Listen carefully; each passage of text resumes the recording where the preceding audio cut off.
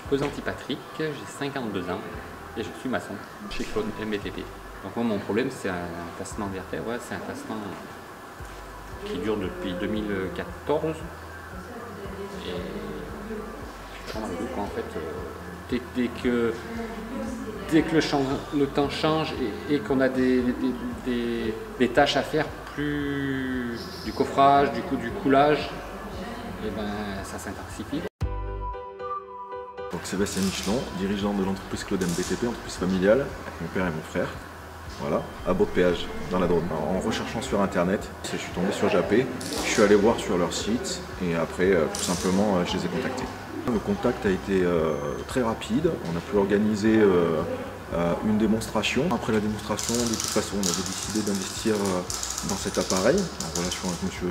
Pesanti, notre collaborateur. Non, il m'a demandé si je voulais déjà.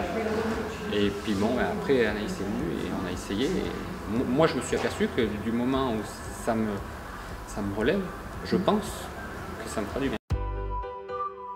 Je suis Cécile Con, je suis préventeur ergonome au sein du service de santé au travail Drôme-Vercors à Romans-sur-Isère. Et nous, en gros, on évalue, on cherche, soit on trouve déjà des solutions vraiment concrètes, terre à terre et des choses qu'on peut améliorer, soit on essaye avec l'entreprise de dire voilà, globalement il faudrait supprimer telle ou telle chose, est-ce que vous avez déjà des idées, etc. Et nous on accompagne vraiment sur les solutions.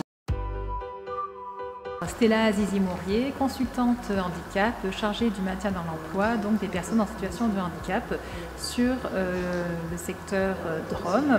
Donc je suis salariée de Cap Emploi Ardèche Drôme et j'interviens donc dans les entreprises en partenariat avec les services de santé au travail. Ce qui s'est passé, c'est que monsieur le préventaire, donc monsieur Favre, est intervenu pour faire l'étude de poste et puis je suis venue avec lui dans un deuxième temps pour situer l'étude donc à monsieur Michelon. Voilà. Au préalable, j'avais eu un échange par téléphone avec M. Pesanti pour étudier sa situation, connaître ses contraintes, ses problématiques de santé et voir le lien avec l'activité de travail. Donc sur ce dossier-là, c'est l'entreprise effectivement qui avait identifié avec son salarié une solution, donc l'exosquelette. Et l'idée c'était quand même de faire une étude globale du poste de façon à voir s'il y avait d'autres contraintes pour apporter une solution globale à l'entreprise. Donc l'idée était aussi de valider la mise à l'essai de l'exosquelette, donc ce qui a été fait par la suite avec un essai sur site. Monsieur Pesanti a donc lui validé cette solution en présence de son responsable et du préventeur. Puis le compte-rendu a été donné au médecin du travail pour validation.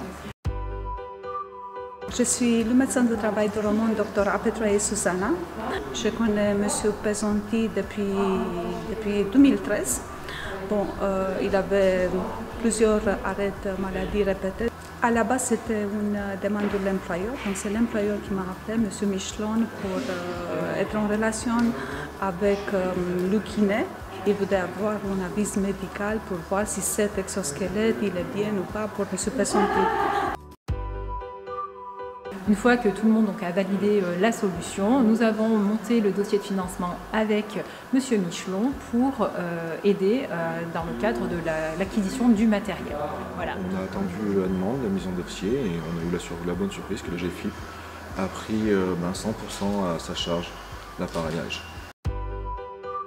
Moi je trouve le processus d'accompagnement, je trouve qu'en tout cas ça paraît très bien, enfin ça paraît déjà crédible, c'est pas juste hop là, on vous vend un truc et débrouillez-vous avec, donc ça moi je trouve ça plutôt bien. Moi mon métier c'est plutôt clairement de voir les plus, les moins, est-ce que concrètement ça marche ou pas. Mais déjà oui clairement c'est beaucoup plus rassurant. C'est pratique de pouvoir suivre aussi voilà, sur le terrain, sur une de nos entreprises, est-ce que ça va fonctionner ou pas.